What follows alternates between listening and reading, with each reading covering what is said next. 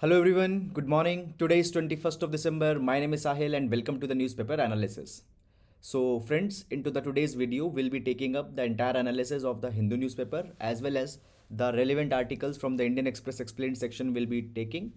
You can download the PDF that I will be using here from our Telegram channel. The link for the channel has been given in description box. Now, first of all, let's see the overview of the newspaper so that you can understand the relevant articles for our examination. Now, first we'll be taking up the articles from the Indian Express Explained section. So the first article here, it is mentioning about the revisiting definition of EWS, that is the economically weaker sections.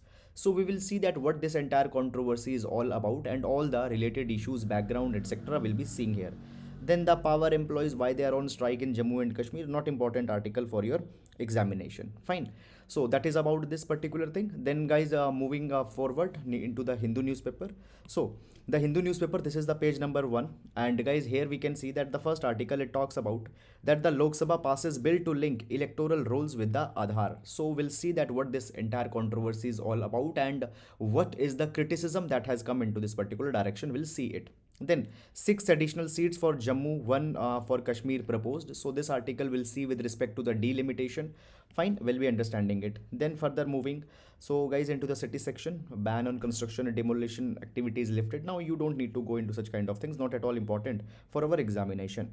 Then further moving into this particular direction, guys, after that we'll be moving directly into the editorial page. Before that, regional section doesn't contains much of the news. Okay, every region wise it will be different, so you need to be very selective into that thing. Now we come to the editorial page. So the first article, amid vaccine booster talks, context matters a lot. So basically now around the world and in fact in India, there is a discussion that whether the third booster shot needs to be given to certain vulnerable people, particularly against the Omicron virus that has come. Now, into this particular context, guys, first of all, there has not been a valid report that how the Omicron virus reacts with the vaccine, whether the vaccine induced immunity holds in front of Omicron or not. So till the time a kind of a report comes, such kind of articles are not very much relevant. Moreover, by the time your examination will be coming, all these particular things might have completely been changed. So I will not suggest that reading such kind of a day-to-day developments. Then the below article for Afghan women, it's a great regression. Now this particular article, it mentions that how in the Afghanistan the women are still being subjugated under the Taliban regime. We'll see this article. Then further moving on, a strategic bulwark. So it talks about the India Central Asia dialogue that has recently been concluded. We'll see that what are the key takeaways, moreover how India needs to be careful, that issue we'll see here. Then a quarterlet of hope. So Indian men thrived on badminton's big stage. Fine, not very much important relevant article for your examination. Fine, moving on then, a sustained attack on federalism. Now this particular article, it talks that how into the past few years the government had basically centralized the fiscal arena. Fine, so we'll see that how the federalism is being threatened, what rising inequality means. We'll see this particular article with respect to the inequality, GS paper number 1 2. Then further moving on, a row over boiled eggs. So basically guys, very much you don't need to go too much into the detail, but this article talks about the state of Karnataka, where earlier it was provided that the children, as a part of their midday meal, it was provided that as a part of a midday meal they will be provided the eggs. But because of the opposition from some of the religious sections, now that particular order had been withdrawn. Now we need to understand this particular thing, that the policing of the diet, is it clear? Religious, basically bringing the religiosity into the diet, okay, particularly for the children, which will define the malnutrition, hidden hunger, and all these kind of things, which is actually very instrumental. So such kind of things should not be there. Further moving on, then guys, after that, the other news, okay, not very much important into this particular direction. We'll be moving on, and we directly reach to here that the BIMSTEC working on to the joint disaster relief plan. So the PANX 21 has been mentioned. What is this PANX 21? We'll see this thing. Then further moving on guys, onto the world's page.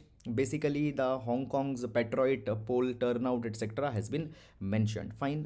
The Chile's president and fine, all such kind of things have been there, not very much important for your UPSC examination. Okay, now the Yamin leads India out campaign in Maldives. So see, what is this India out campaign? Basically in the Maldives it is being said that the India, it is investing into the strategic assets, and by that thing India wants to make their stronghold into the Maldives, and because of that particular thing against the India, a campaign has been started, that is the India out campaign. Is it clear? It is a kind of an attempt where the hatredness against India is being created. So basically guys, into this particular capacity we can see that the former ex president of the Maldives, he is leading out this particular India out campaign. See what these things are. Okay, you don't need to go too much into the detail, but guys understand this particular thing is called as propaganda. So what is a propaganda?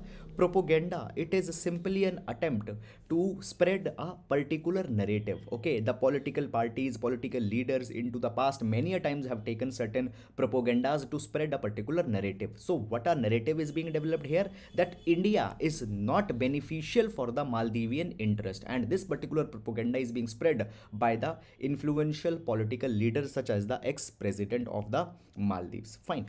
Then further moving on, after that guys, business page. Sensex trends because of the Omicron etc has been mentioned. Fine. Such kind of things are there. Then the competition commission approves the Tata Air India deal which has recently happened. Such kind of things, all these are the evolutionary trends. Fine. Then we reach to the sports page. So that is all about the overview of the today's newspaper. Now let's discuss all these articles one by one within the detail. Now starting up, so every class we take our discussion with the GS quote. So this GS quote you can utilize in one of your papers. So today we'll take the quote from from Shri APJ Abdul Kalam, the former president of India, the missile man of India, the great visionary. He says, if you salute your duty, you need not salute anybody. But if you pollute your duty, you have to salute everybody. So the person who holds the conviction of duty, a person who holds the moral uprightness, he doesn't need to oblige to anyone. So if you are steadfast in your duty, you don't need to oblige anyone because you are right in your conduct. But a person who is of compromised integrity, a person who is of compromised probity, everywhere he had to oblige. Is it clear? Why? Because he had not been perfect in his behavior, he had not been perfect in duty, and to make up for that particular thing, he had to unnecessarily oblige. So this particular quote very relevantly we can use in our GS paper number 4, ethics and human interface. Please do utilize. Now we'll be taking up the first article.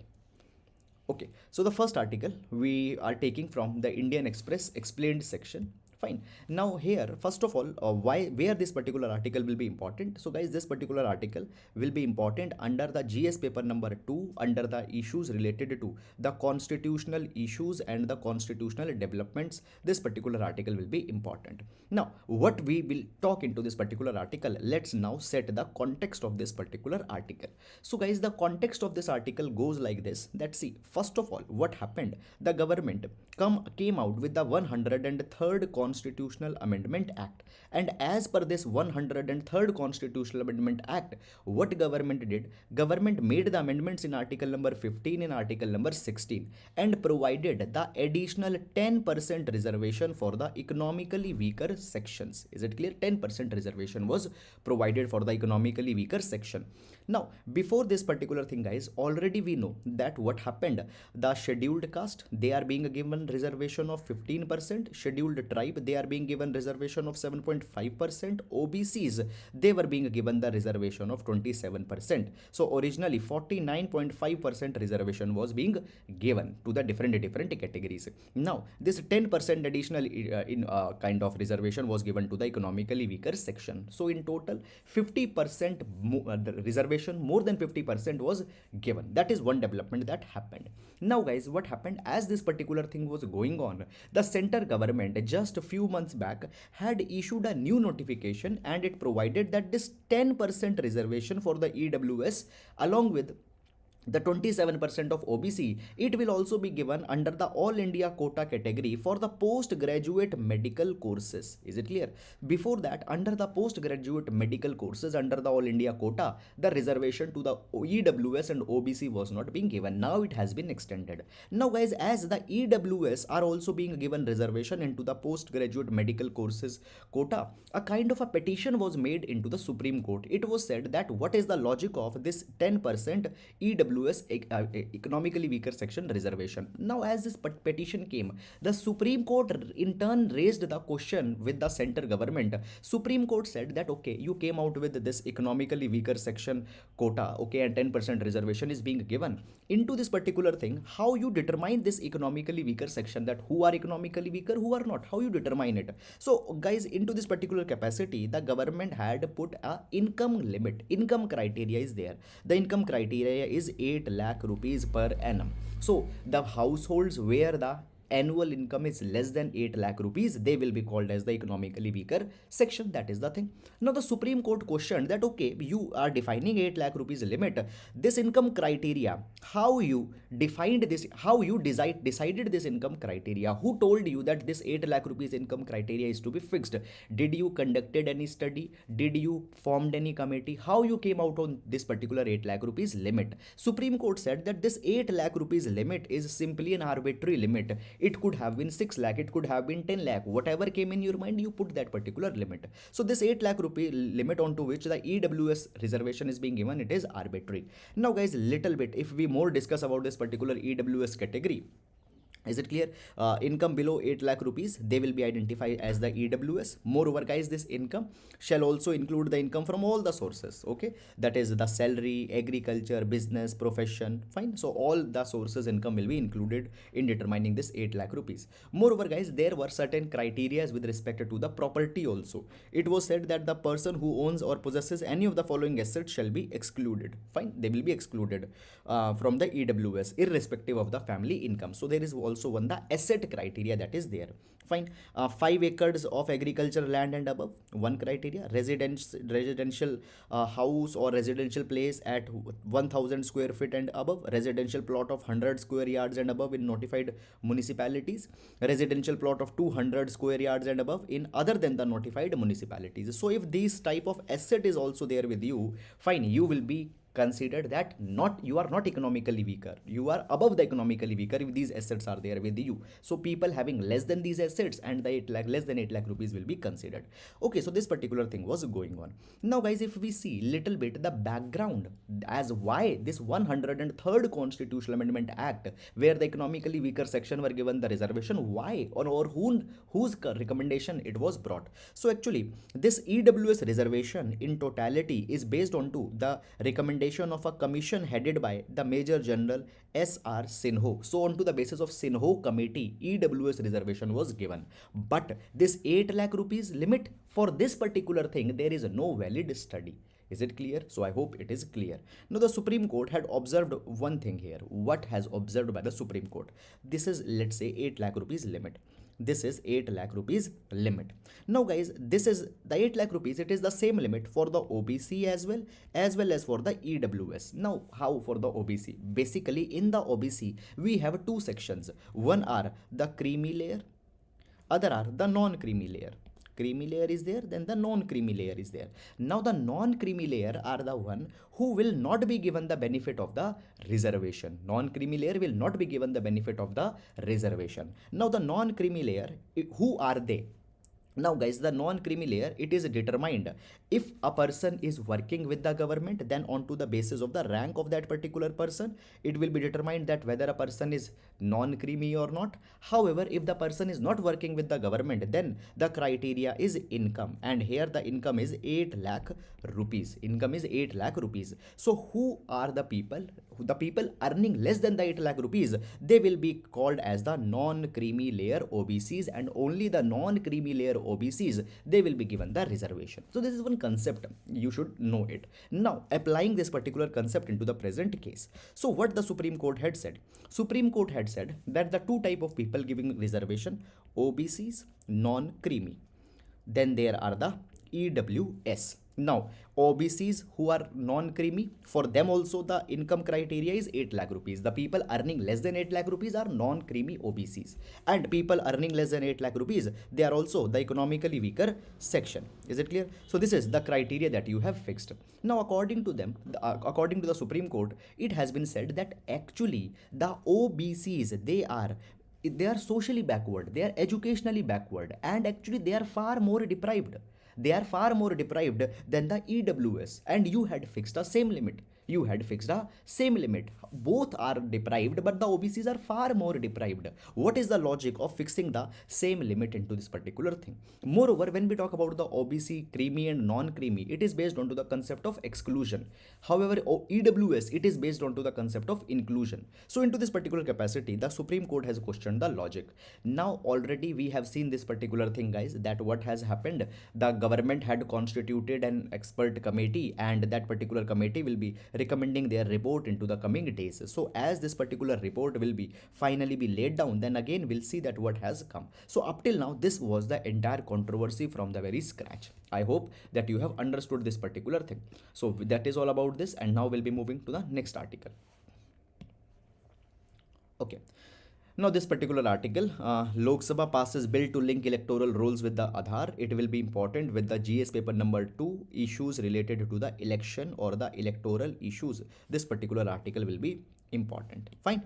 Now, basically, if you have seen the yesterday's newspaper discussion, so into the yesterday's newspaper discussion, already we have taken up this particular article.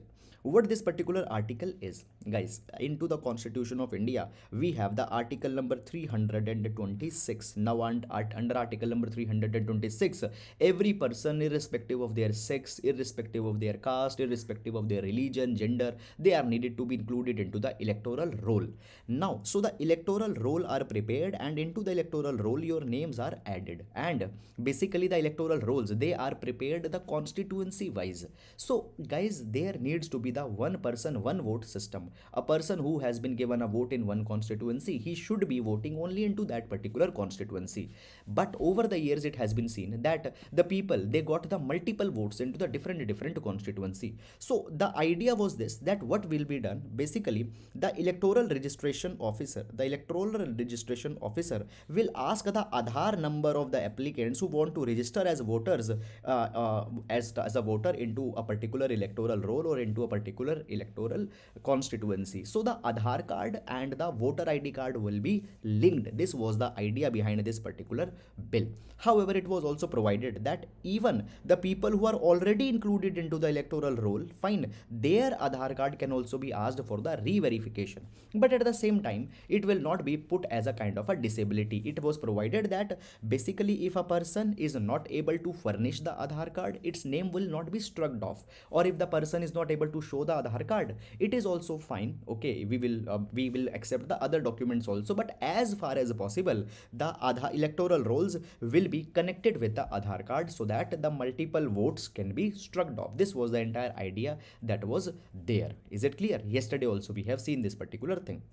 Now, guys, this particular bill was laid into the Lok Sabha, and within the 2 hours, this particular bill has been passed. Neither the bill has been referred to the select committee, nor the bill has been adequately discussed. Is it clear? So this particular bill has been passed. Now, because of this particular thing, guys, a large number of people have criticized it. Is it clear or not? And this particular thing has been simply called as, no, not they have called it, but we can call this particular thing as the subversion of democracy. Subversion of democracy. How it can be called as the subversion of democracy? Why? Because, guys, the democracy is based on 3 Ds. Democracy is based on 3 Ds. That is the discussion, deliberations, and debates. Democracy is based on 3 Ds: discussions, deliberations, and debates. And this discussion, deliberation, and debates, particularly into the parliament, that is the temple of democracy, are needed to be taken. But the bill laid and passed in less than the 2 hours, it shows that neither the discussion nor the deliberation nor the debate happened onto this particular thing. And basically the opposition is being sidelined with every coming attempt. Is it clear? So this particular thing is criticized onto this particular aspect. Moreover, guys, there are some other critical, basically other criticisms also that have been made. Now, one criticism that has been made is that when we talk about the Aadhaar is not a proof of citizenship. Even such kind of question have been asked into the UPSC. Aadhaar card is not a proof of citizenship, and by linking the Aadhaar with the electoral process, potentially the right to vote will be given to the non-citizens also. This is a kind of a valid criticism that has been provided. Moreover, it has been provided that the linking Aadhaar with the election process might infringe the privacy of the citizens, because you know this particular thing, that the Aadhaar card, under that a lot of biometric details are underlying below it, and therefore in some of the ways what will happen, much of the sensitive information will be again passed to one more domain. So this particular thing has been there. Fine. So these are, guys, the valid criticism. However, subversion of democracy point, please keep it in your mind. So that is all about this particular article. I hope that you have understood it, and now we'll be moving to the next article. Now, this particular article, again, we have taken it from the page number 1, the Hindu newspaper. The 6 additional seats for Jammu, 1 for Kashmir proposed. So, this article will be important in GS paper number 2. In GS paper number 2, this article will be important with respect to the federal issues. Federal issues. Fine. Now, first of all, let's discuss the background, and then we will be seeing that what has happened into this particular article. First of all, you need to understand that we need not to go too much into the detail, because the politicization of this issue has been happened a lot, not today. From the day one when it came, the politicization is happening. Fine.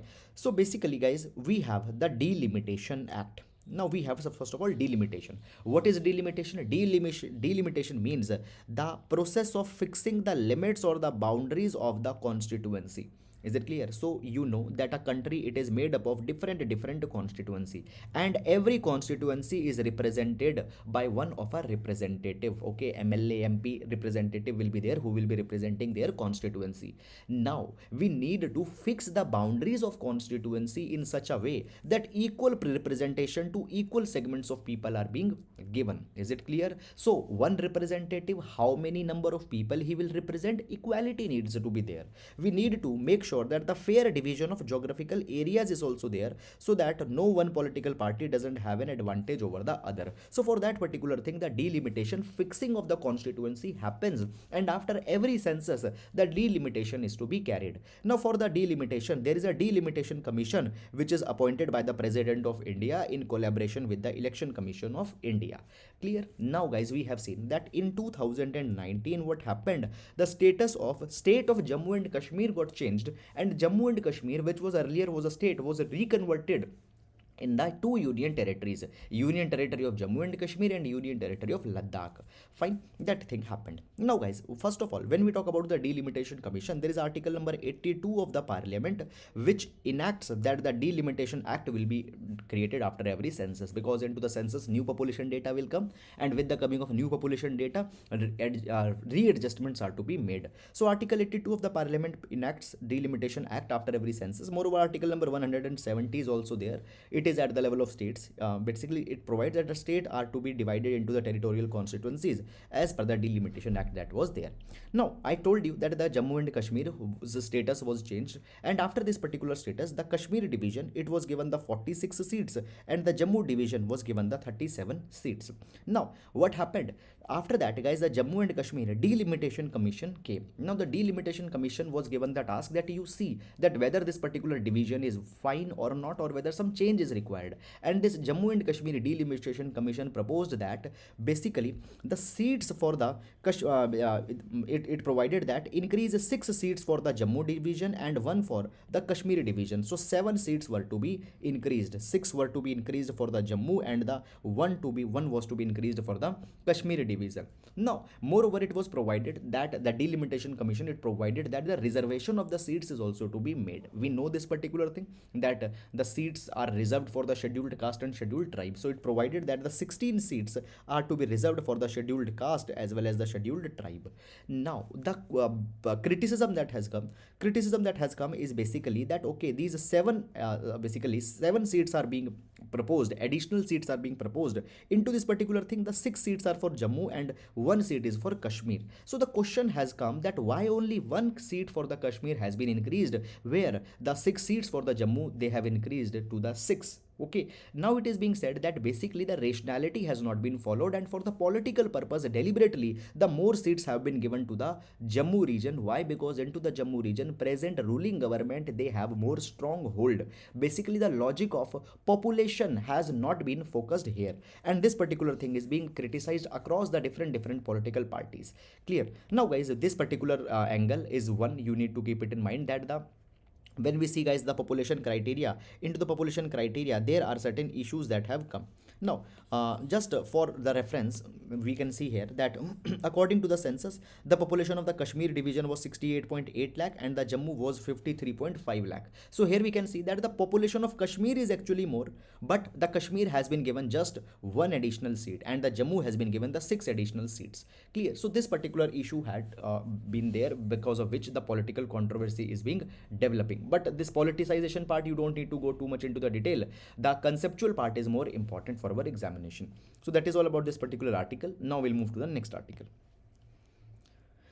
A strategic bulwark.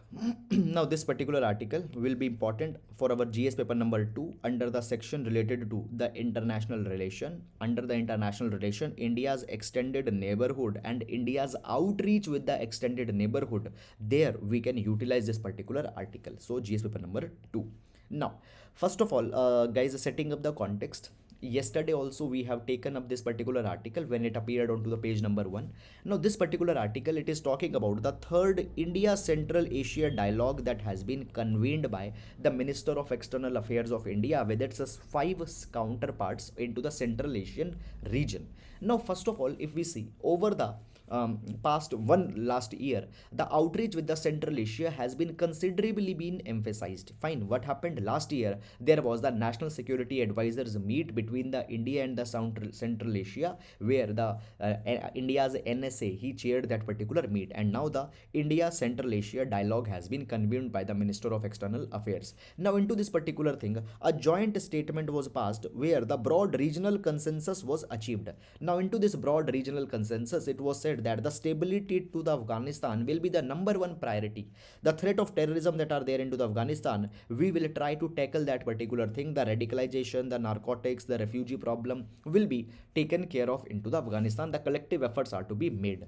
Now that particular thing happened. Moreover, guys, India also said that $1 billion line of credit for the different projects into the Central Asia will be provided by India. Moreover, the connectivity initiatives will also be taken very rigorously. The connectivity initiatives, they include that the Chabahar port. Now the Chabahar port, India had considerably invested into the Chabahar port. India had developed the Chabahar port into the Iran. So basically, to give connectivity to the Afghanistan, India, in order to reach to the Afghanistan, will be going via the Chabahar port. So that was the thing. Then the international north-south transport corridor is there. Fine, that will be leveraged. Then, guys, the Tapi pipeline, Turkmenistan, Afghanistan, Pakistan, India gas pipeline, it will also be worked upon. It will be leveraged. So the infrastructural connectivity, outreach of India, physical outreach to India was also being emphasized into this particular thing. Now, okay, all these are the positive takeaways, all these are the developments that had happened here, fine. But at the same time, guys, India needs to be careful for certain undercurrents that are going into this particular entire region. India needs to be very much focused on certain of the issues that are there. Issue number 1. Basically, when we talk about the Central Asian countries, Uzbekistan, Turkmenistan, Kyrgyzstan, Tajikistan, fine. If we talk about the Central Asian countries, we find this particular thing that all the 5 Central Asian countries, they are maintaining the bilateral talks with the Taliban.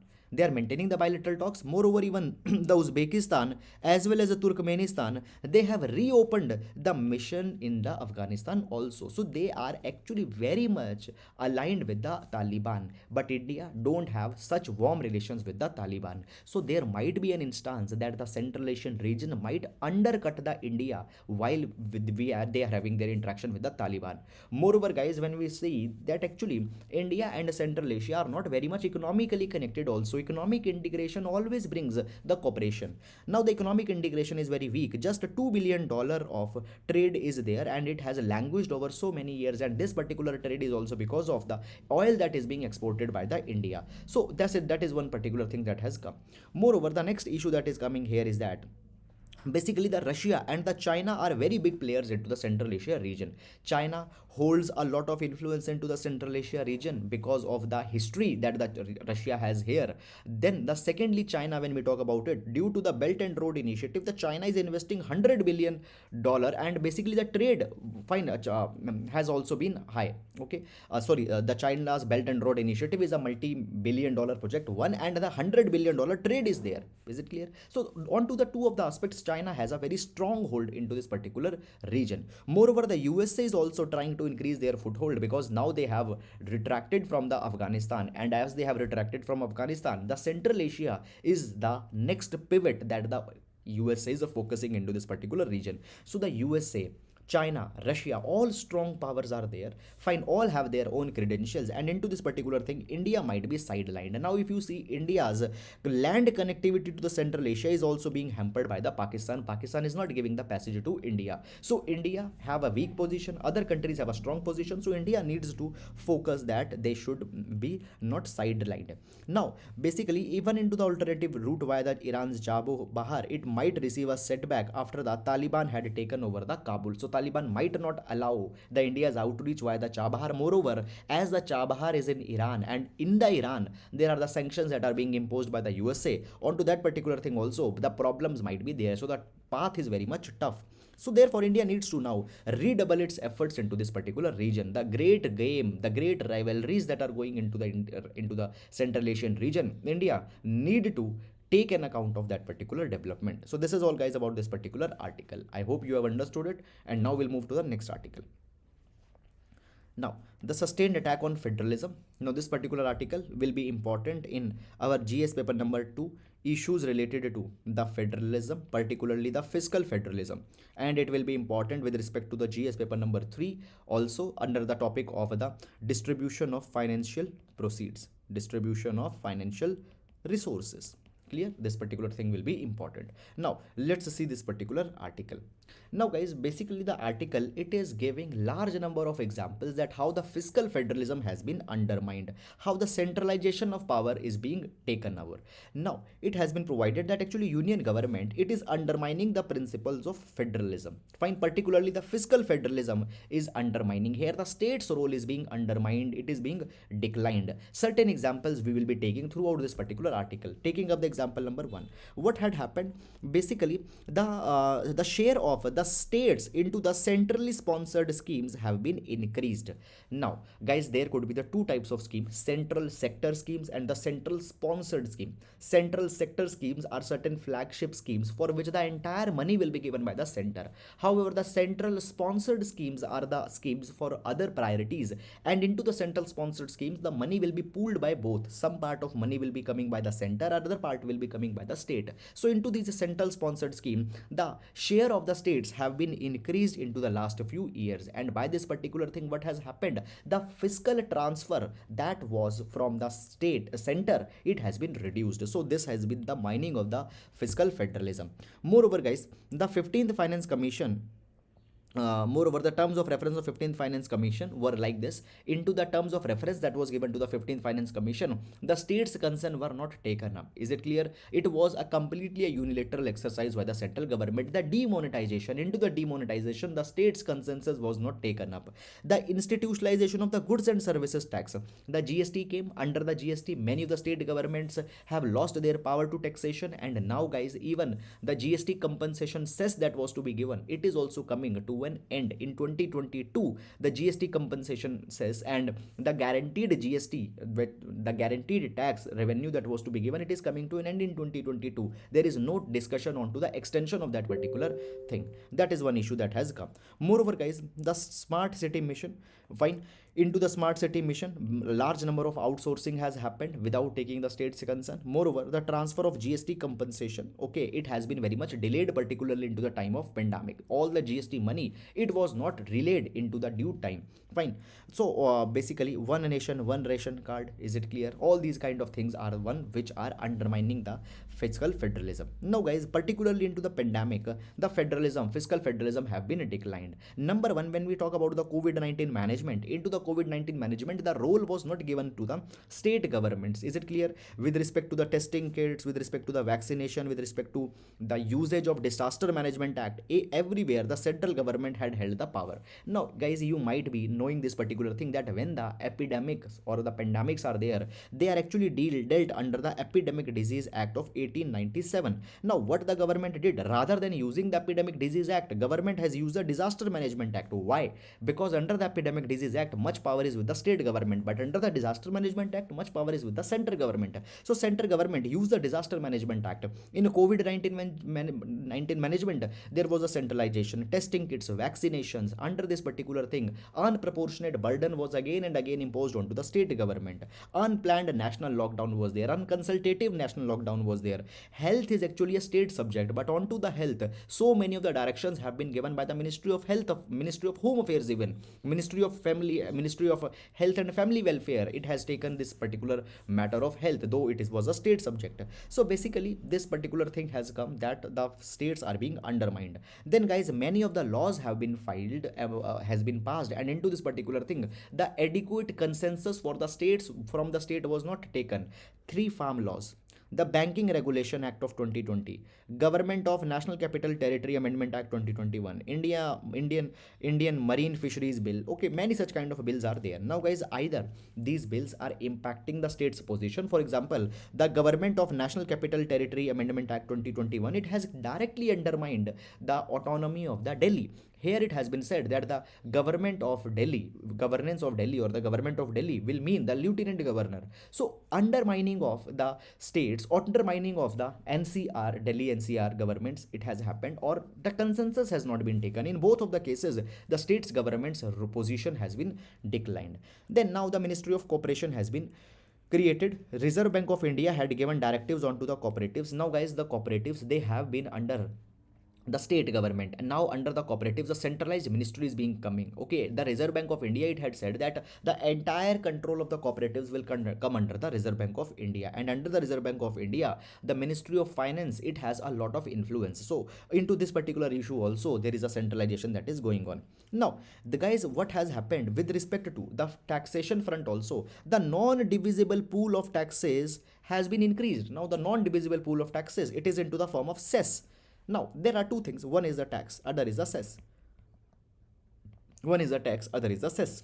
Now, the tax, basically, when the tax is imposed and when the tax will be collected, the money is to be divided with the state government. However, the another comes the cess. Now, the cess is actually the tax on the tax. Okay, let's say you bought particular thing, 100 rupees was the price. On 100 rupees, let's say 10% tax. Now, onto this 10% tax, that is 10 rupees, onto that thing, a cess can be imposed. So the cess is there. Now, the cess is different. Why? Because the money that you will collect from the cess, that money is not to be divided with the state government. So now, guys, what had happened, onto the petroleum, large number of cess are being imposed, and by the cess, obviously that money they don't have to divide with the state government. So the cess onto the petrol have increased. Instituting the agricultural infrastructure and development cess, many different kind of cess have been coming, and these cesses are now replacing the taxes. Why? Because obviously they'll not distribute the money with the state government. Moreover, guys, it has been provided that basically, even if we talk about the cess, fine, there was one of a report by the CAG. Now, the CAG's report of 2018 and 19, it provided that actually when even the cess money is there, cess money is to be transferred to a specific board or a specific fund.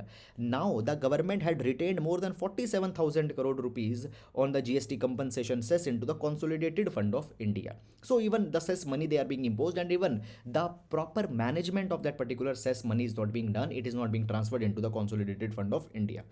It is being retained into the consolidated fund of India. Now, if even the union government had informed the parliament that actually the total contribution of the petroleum sector to the exchequer was 68%, okay, for the central government. The taxes that you're paying onto the petroleum and diesel, 68% of them are going to the union government, and 32% are being left for the state government. 68% money goes to the center, 32% left with the state government, and around 2013-14 it was 50-50. So whatever tax I was paying on petroleum, 50% was with the state, 50% was with the center. Now it has been tilted into the favor of the center government. Moreover, the GST compensation, I told you, it is getting expired in 2022. Fine, but for that particular particular thing extension, it has not been talked about.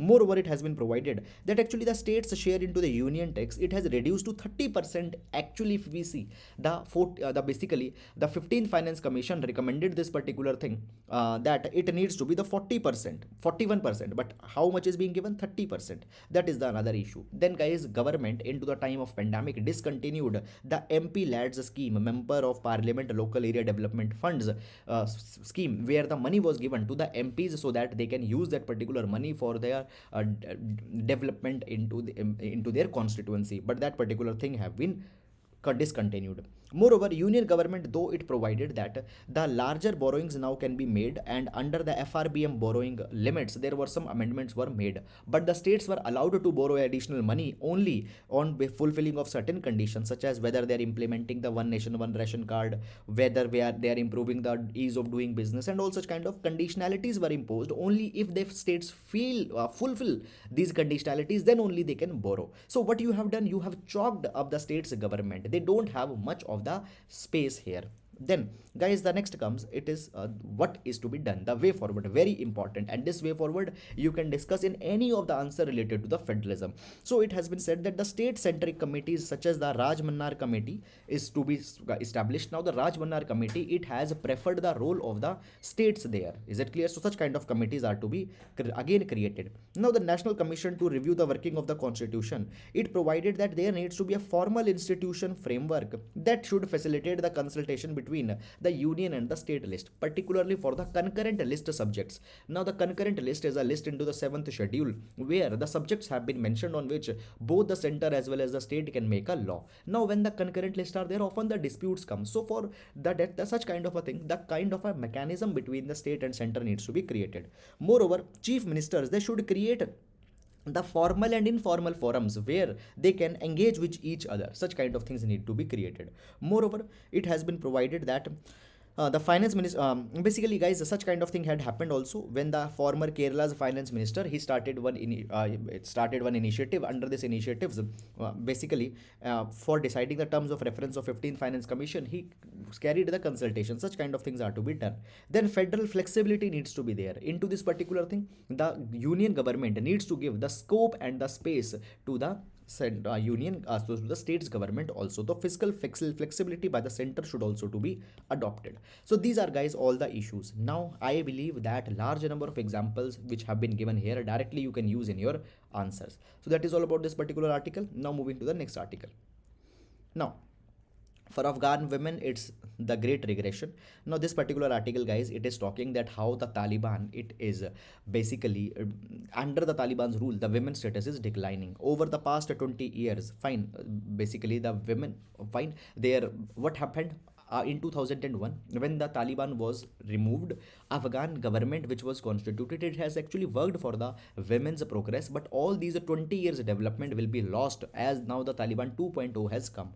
So basically now guys, if we first of all see Taliban onto the face, they have gone actually out of their way and they said that now they are changed, now they are reformed, they will be giving the women empowerment, and into this capacity guys, they have provided this particular thing that they will now be presenting this changed attitude. But actually this thing is completely wrong, completely false. Why? Because there are new code of conduct that are being imposed onto the women. Their mobility is being restricted, their free will is being taken up. They have, if they want to go out, they should be accompanied with a male chaperone. Fine, a male person should accompany them. Fine, they have to cover their body, hair, face. So everywhere the restriction is being made, but onto the face the Taliban says that okay, we are now changed, we will now be giving the women more autonomy, more independence. But such kind of a thing is wrong. Now even guys, if we see the women workforce into the government jobs into the Afghanistan, it was around 27%. Fine, but now guys, even the Taliban has imposed that the females, their representation into the workplace will be reduced, the male will be taking their position. So it also shows that the Taliban is still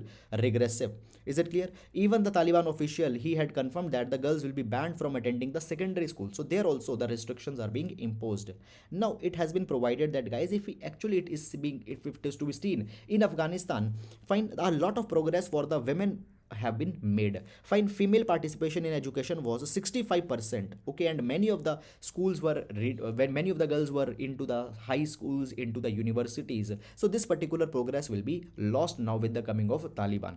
Only one positive thing has come, is that a special decree onto the women rights that have been issued. Now into this particular decree, two things have come. Number one, the Taliban had provided that the adult women's consent is necessary during the marriage. One thing, one good thing. One more thing has also been there, that the widow women, they will be given a fixed share into the husband's property. So two of the positive things have come here. But guys, even here there are another issues that is there. Basically, if we see in Afghanistan, there is a rampant child marriage. They have given a consent to the adult, but why not to the child also? So because the child marriages are very high. Second thing, basically all these rights have been given in context of marriage. It still shows the mentality of the Taliban. Now into this particular thing, guys, it has been provided that into the earlier civil administration, fine, women, they were being given a lot of representation. And actually, if Afghanistan society is to be seen, a large number of gender violence have also been there. According to some studies, 87% of the Afghan women, they have experienced one or the other form of violence, sexual, physical, psychological. Now into this capacity, the Ministry of Women's Affairs and Human Rights Commission earlier, they also provided the shelter homes, etc. to the women. But the Taliban, it is closing down these shelters. Fine, the people who were detained into prison because of some gender crimes, they are now being released. And because of this particular thing, we can see that actually still the women's subjugation will start under the Taliban. So entirely believing this thing that the Taliban has changed, we cannot say this particular thing. So that is all about this particular article. And now we'll be moving to the next article. Now this particular article, it talks about the rising inequality. So guys, what had happened recently, the inequality into the times of pandemic has come into the face. Now into this particular direction, guys, recently inequality report was also published, and under this particular report some of the data have been given. According to the inequality, it has been said that when we talk about the income inequality, then top 10% of the global population, top 10% of the people, they are having 52% of the income. However, bottom 50%, if we see, they just survive at 8.5% of the income. So top 10% 52% income, top 10% 52% of income, and top 50% just 8.5% of income. This is one thing. However, guys, the middle class, they are well to do. 40% of the middle population that have been there, fine, they are having actually the 40% income also. So the middle class is doing well. Fine. And we see this particular thing, that the lower disparity of income is there actually into the middle class. Okay. Now in terms of the wealth distribution, top 10% of the global population, they own 76% of the total wealth, and the bottom 50%, they have just 2% of the wealth. So guys, actually into the income, the disparity is there, but in terms of wealth, the disparity is far more higher. Fine. Now the emerging inequalities, they are, guys, not just an outcome of the rising level of income. Many times it has been said that after the liberalization era, what had happened, the incomes have increased a lot, particularly of some sections, and because of that thing, the inequality has come. So it has been said that no, only the liberalization is not a reason. Why? Because the liberalization has happened in China also, but in China there is a moderate rise into the inequality. However, into the USA and India, there is a huge rise. So actually the state's responsibility plays an important role here. Then the next thing that has come here, guys, actually the differential levels of income, it can also be seen that the governments around the world, they are becoming poor. The resources, it has declined. Why? Because large number of resources of the government, they are now moving into the private hand. Government is going for the privatization around the world. So the governments are actually, their control over the resources have been declined. If the government's resources will decline, then guys, government will have a limited capacity to act on inequality aversion measures. Private interest will become more powerful. It will overshadow the fairness. So basically governments need to consider this particular thing, that basically diverting all the assets into the hand of private sector might not be good into the long term. Moreover, as we talk about the inequality into the pandemic, one more thing has been said, that there is also an imbalance into the women's share in income. Women's share in income has been less than their population. Moreover, the ecological inequities are also there. Ecological inequities means basically the lower sections or the poor people, they have contributed the least into the emission, but they will face a lot of impact, because guys, these people are vulnerable to the climate change.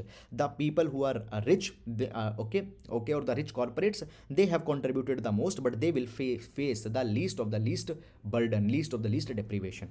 So this is, guys, the entire thing that have come into this particular direction. So that is all about this particular article. Now we'll move to the next article. BIMSTEC working on joint disaster relief plan. So guys, basically you don't need to go too much into the detail. This article will be important with respect to the prelims examination as well as GS paper number 3, disaster management. So first of all, the BIMSTEC. BIMSTEC stands for the Bay of Bengal Initiative for Multi-Sectoral Technical and Economic Cooperation. It is a regional multilateral organization which have the 7 members. 5 are from South Asia, that is the Bangladesh, Bhutan, India, Nepal, Sri Lanka, and 2 others, these are the Southeast Asia, Myanmar and Thailand. So these 7 countries are there. Now guys, the BIMSTEC countries, they will be inaugurating the PANEX 21. Now what is this PANEX 21? This will be the disaster management exercise where all the countries from the BIMSTEC, they will be coming together and they will be sharing the best practices that how the disaster relief, the disaster mitigation can be carried. Okay, so into this particular thing they will be coming together. The standard operating procedures will be designed, and as this particular region, find the countries around the Bay of Bengal are very much vulnerable to the instances such as the cyclone and all such kind of things. Such initiatives, such collaboration can help a lot. So that is all about this particular thing. No need to go too much detail rather than this. That is about this. Now we'll move to the next article. Now, open letter from girl seeks right to decide when to marry. This will be relevant just as a reference you can use in GS paper number 2, women related issues.